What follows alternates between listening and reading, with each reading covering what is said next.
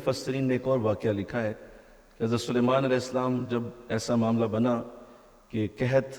کی صورتحال ہوئی، اتنا قحط پڑ گیا کہ آپ نے جنوں اور انسانوں کے ایک گروہ کو ساتھ لیا اور بارش کی دعا کے لیے میدان میں تشریف لائے۔ جب پہنچے تو دیکھا کہ ایک چونٹی آپ سے پہلے ہی پر پھیلائے ہوئے دعا مانگ رہی تھی،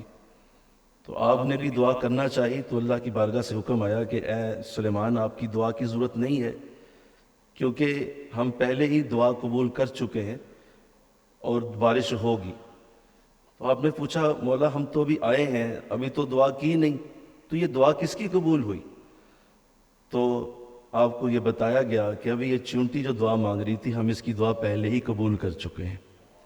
لہذا دعا اس کی ہو چکی ہے، آپ کو ضرورت نہیں ہے۔ تو عرض کیا مولا میں آ ہی گیا ہوں اور میرے پاس یہ سارے لوگ بھی آئے ہیں، تو اگر میں ایسے ہی دعا کے بغیر چلا گیا تو یہ عجیب سا لگے گا، آپ مجھے دعا کر لینے دیں۔ تو جواب دیا گیا نہیں، آپ دعا کریں گے تو چونٹی کا دل کہیں نہ ٹوٹ جائے